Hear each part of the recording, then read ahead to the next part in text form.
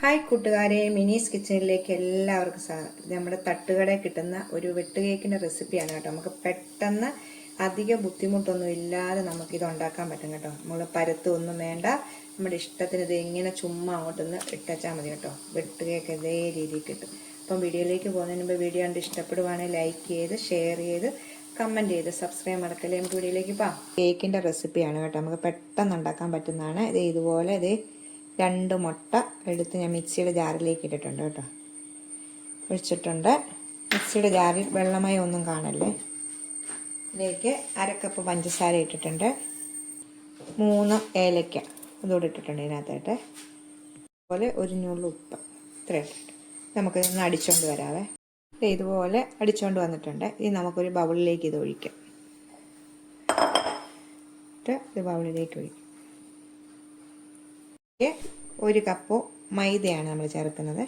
1/2 cup റവയും കൂടെ ചേർക്കാം. റവ 1/2 കപ്പ്. ഇനി ഒരു പിഞ്ച് സോഡാപ്പൊടിയും കൂടെ ചേർക്കാം. സോഡാപ്പൊടി ഒരു പിഞ്ച് സോഡാപ്പൊടി ചേർത്തിട്ടുണ്ട്. നമുക്കിതിലേക്ക് 2 ടീസ്പൂണ് നെയ്യ് നല്ലോണം ചൂടാക്കി ചൂടോടുകൂടി തന്നെ ഇതിലേക്ക് ഒഴിക്കാം. നെയ്യ് ചൂടോടുകൂടി, ചൂടാണ് കേട്ടോ, നല്ല ചൂടോടുകൂടി തന്നെയാണ് ഒഴിക്കുന്നത്. എന്നിട്ട് നമുക്ക് ഈ സ്പൂണും കൊണ്ടൊന്ന് നമുക്ക് ഇളക്കണം. നമ്മളിപ്പോൾ മുട്ട എടുത്തേക്കുന്നത് കൂടുതലാണെങ്കിൽ നമുക്ക് മൈദ ഇടാം കേട്ടോ.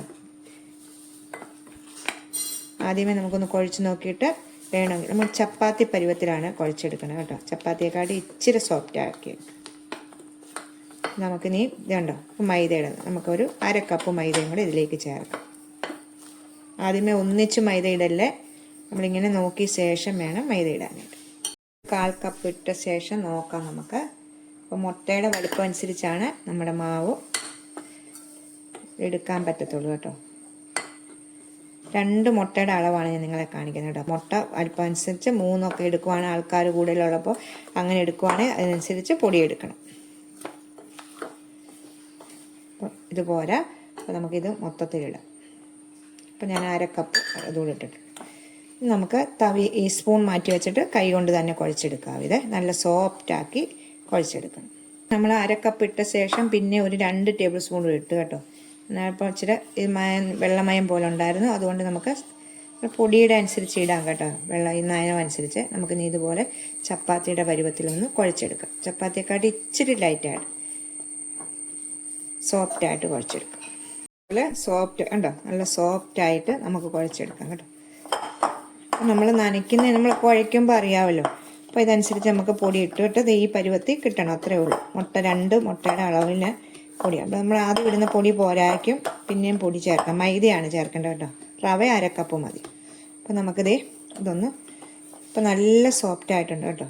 നമുക്കിനി ഇതൊരു 10-15 മിനിറ്റ് ഒന്ന് റെസ്റ്റ് ചെയ്യാൻ വേണ്ടി വെച്ചില്ലെങ്കിലും കുഴപ്പമില്ല, ഇപ്പം തന്നെ ഉണ്ടാക്കാം. പിന്നെ നമുക്ക് ഒന്നുകൂടി ഒന്ന് വെക്കുവാണെങ്കിൽ നല്ല സോഫ്റ്റായിട്ട് നമ്മുടെ കേക്ക് കിട്ടും കേട്ടോ. 15 മിനിറ്റ് ആയിട്ടുണ്ട് കേട്ടോ. നല്ല സോഫ്റ്റായിട്ട് ഇരിക്കുവാണ് കണ്ടോ. മാവ് എടുക്കുമ്പോഴേ അറിയാം നല്ല സോഫ്റ്റാണ് കേട്ടോ. ഇനി നമുക്കിത് ഇപ്പോൾ ഉണ്ടാക്കാം കേട്ടോ. എണ്ണ നല്ലോണം ചൂടായിട്ടുണ്ട്. നമ്മളിത് ശ്രദ്ധിക്കേണ്ട കാര്യം, നല്ലോണം ചൂടായ എണ്ണയിൽ നമ്മൾ തീരെ കുറയ്ക്കാതെ മീഡിയത്തിലേക്ക് തീ വെച്ചിട്ട് വേണം ഇത് ഇടാനായിട്ട്. ഷേപ്പ് ഒന്നും വേണ്ട കേട്ടോ. നമ്മുടെ വലിപ്പത്തിൽ ഒത്തിരി അങ്ങ് വലുതാക്കണ്ട, ചെറുതാക്കിയിട്ടാൽ മതി. ഇത് നമ്മൾ സോഡാപ്പൊടി ചെയ്തുകൊണ്ട് ഇച്ചിരി വലുതാകും കേട്ടോ. ചുമ്മാ നമ്മളെ ഷേപ്പിലൊന്നും ഉണ്ട ഉരുട്ടി ഇങ്ങനെ ഒന്നും ഇടണ്ട കേട്ടോ. നമ്മളിത് സാധാരണ പോലെ ഇങ്ങനെ ഉണ്ട ഉരുട്ടി അങ്ങോട്ട് എണ്ണയ്ക്കകത്തോട്ട് ഇട്ടാൽ മതി. നമുക്ക് മാവ് ഇച്ചിരി എടുത്തിട്ട് ഇങ്ങനെ നമുക്ക് ഇടാം. നോക്കേ, ഇപ്പം നമുക്ക് എണ്ണ നല്ലോണം ചൂടായി കിടക്കുവാണ്. ഇതിലേക്ക് ഇടാവേ. നമ്മൾ തീയാണ് തീരെ കുറയ്ക്കാതെ വെക്കണം. എന്ന് വെച്ചാൽ പെട്ടെന്ന് നമ്മുടെ ഈ എണ്ണ പുറം ഭാഗം ബ്രൗൺ നിറമാകും കേട്ടോ. അപ്പോൾ നമുക്ക് അതുപോലെ കുറേശ്ശെ ഇടാം.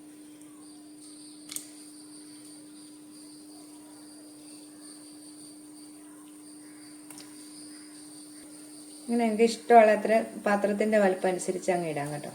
എന്നിട്ട് നമ്മൾ തീ കുറച്ച് വെച്ച് ഇതിനകം നല്ലോണം വേകണം. അപ്പം അതനുസരിച്ച് നമുക്ക് അപ്പോൾ ഞാൻ 4-5 ഇട്ടിട്ടുണ്ട് കേട്ടോ. ഇത് ഫ്രൈ ആയിട്ട് അടുത്തതില്ല. 2-3 മിനിറ്റ് കഴിയുമ്പോഴത്തേക്ക് തിരിച്ചും മറിച്ചു വിട്ട് ഫ്രൈ ചെയ്തെടുക്കാം കേട്ടോ. തീ കുറച്ച് വെക്കണം. ഇച്ചിരി സമയം കൊണ്ടാണ് ഇതിനകം വേകേണ്ടതാണ്. അപ്പം അതൊക്കെ ശ്രദ്ധിച്ചാൽ മതി കേട്ടോ. ഇപ്പം നിങ്ങൾക്ക് കാണുമ്പോൾ അറിയാമല്ലോ കണ്ടോ, വെട്ട് വരുന്ന കണ്ടോ. നമ്മൾ തട്ടുകടയിലൊക്കെ കിട്ടുന്ന നമ്മൾ ഇത് കണ്ടോ വെട്ടുകേക്കാണ് കേട്ടോ. അപ്പോൾ നമ്മൾ വെട്ട് കേക്കിന് നമ്മൾ ഉരുട്ടി പരത്തി അങ്ങനെയൊക്കെ ഇടുമല്ലോ. അപ്പോൾ അതേ രീതിയല്ല അത് കണ്ടത്. ഇപ്പം നിങ്ങൾ കാണുന്നുണ്ടോ?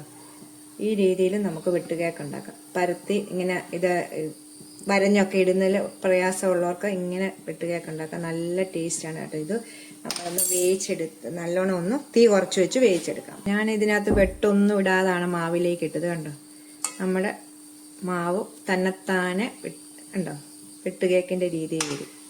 അപ്പം വെട്ട് കേക്കൊക്കെ ഉണ്ടാക്കാൻ പാടും പ്രയാസമൊക്കെ ഉള്ളവർക്ക് പെട്ടെന്ന് ഇങ്ങനെയൊക്കെ ഉണ്ടാക്കാം കേട്ടോ. കുട്ടികൾക്ക് സ്കൂളിൽ നിന്ന് വരുന്നതിന് മുമ്പ് നമ്മൾ ഇതിനകത്ത് വെള്ളം ചേർത്തിട്ടില്ല. മുട്ടയുടെ വെള്ളത്തിൽ തന്നെയാണ് നമ്മളിത് കുഴച്ചെടുത്തത്. മുട്ട എടുക്കുമ്പോഴത്തേക്ക് മുട്ട കുറവാണെങ്കിൽ ഒരു മുട്ടയും കൂടെ അടിച്ച് ചേർക്കുക. മുട്ട കൂടുതലാണെങ്കിൽ മാവ് കുറച്ചുകൂടി ഇടുക. ഇതൊക്കെയാണ് ശ്രദ്ധിക്കാനുള്ളത്. അപ്പം നമ്മൾ തീ കുറച്ച് വെച്ചിട്ട് ഇതിനകം നല്ലോണം വേകണം. അതിനുവേണ്ടി നമ്മൾ വെയിറ്റ് ചെയ്യുവാണേ. അപ്പോൾ തിരിച്ചും മറിച്ചും ഇങ്ങനെ ഇട്ട് നമുക്ക് വേവിച്ചെടുക്കാം. ഇത് റെഡി ആയിട്ടുണ്ട്. നമുക്കിത് എടുക്കാവേ. കണ്ടോ, നമുക്കിതിട്ടിട്ട് അടുത്തതൂടെ ഇതുപോലെ ഇടാം. അതെ, രണ്ടാമത്തതും ഇട്ടിട്ടുണ്ട് ഞാൻ കേട്ടോ. തീ കുറച്ച് വെച്ചിട്ട് വേണം ഇടാനായിട്ട്. തീരെ അങ്ങ് കുറയ്ക്കല്ലേ. ഒത്തിരി വലിപ്പത്തിൽ നമ്മൾ എടുത്തു കഴിഞ്ഞാൽ ഇത് നമ്മൾ സോഡാപ്പൊടി ഇട്ടേക്കുന്നതുകൊണ്ട് ഇത് ഇടുമ്പോഴത്തേക്ക് ഇത് വലുതാവും കേട്ടോ. അപ്പോൾ ഇതൊന്ന് വേകട്ടെ. ഇട്ടതും നമുക്ക് എടുക്കാറായി. കണ്ടത് ഇനി വെട്ടൊക്കെ വന്നേക്കുന്ന കണ്ടോ. പെർഫെക്റ്റായിട്ടുള്ള വെട്ടുകേക്കായി കേട്ടോ. നമ്മൾ പരത്താൻ അറിയത്തില്ലെന്ന് പറഞ്ഞാൽ വെട്ടുകേക്കൊന്നും ഉണ്ടാക്കാതിരിക്കണം കേട്ടോ. നമ്മൾ എടുക്കുമ്പോൾ നല്ല സോഫ്റ്റ് ആയിരിക്കും കേട്ടോ. ഇച്ചിരി കഴിയുമ്പോഴാണ് നമുക്ക് തട്ടുകടയിൽ നിന്ന് കിട്ടുന്ന പോലെ നല്ല കട്ടിയായിട്ട് കിട്ടും കേട്ടോ. അപ്പം പുറം നല്ല കട്ടിയും അകം നല്ല സോഫ്റ്റും ആയിരിക്കും. അപ്പം നമുക്കിതെടുക്കാം. അപ്പോൾ ബാക്കിയും കൂടെ ഇച്ചിരിയും കൂടെ ഉണ്ടാക്കിയിട്ട് മൊത്തത്തിൽ നിങ്ങളെ കാണിക്കും. 1.5 കപ്പ് മൈദ കൊണ്ടും 1/2 കപ്പ് റവയും കൊണ്ടും ഒരു പാത്രം നിറച്ച് നമ്മളിത് കടയിൽ നിന്ന് മേടിക്കണമെങ്കിൽ എത്ര രൂപ കൊടുക്കണം നോക്കി. അതേ രീതിയിൽ നമുക്ക് കിട്ടിയിട്ടുണ്ട്. ഓക്കെ, അപ്പം നമുക്ക് 2 മുട്ട ചിലവായിട്ടുണ്ട്. 1/2 കപ്പ് പഞ്ചസാര ചിലവായിട്ട്. ഒത്തിരി എണ്ണ ഒന്നും ചിലവാകത്തില്ല കേട്ടോ. ഇങ്ങനെയൊക്കെ ഉണ്ടാക്കണം. എല്ലാവരും പാത്രത്തിലേക്ക് കുഴഞ്ഞിടാം കേട്ടോ. നിങ്ങളെ മുറിച്ച് കാണിക്കാം. കണ്ടോ, അകം നല്ല സോഫ്റ്റാണ് കേട്ടോ. അകം നല്ല സോഫ്റ്റും പുറം നല്ല മുരുവശവും. അപ്പോൾ എല്ലാവരും ഒന്ന് ട്രൈ ചെയ്ത് നോക്കണം. അടുത്ത വീഡിയോ കാണാൻ. ടാറ്റാ.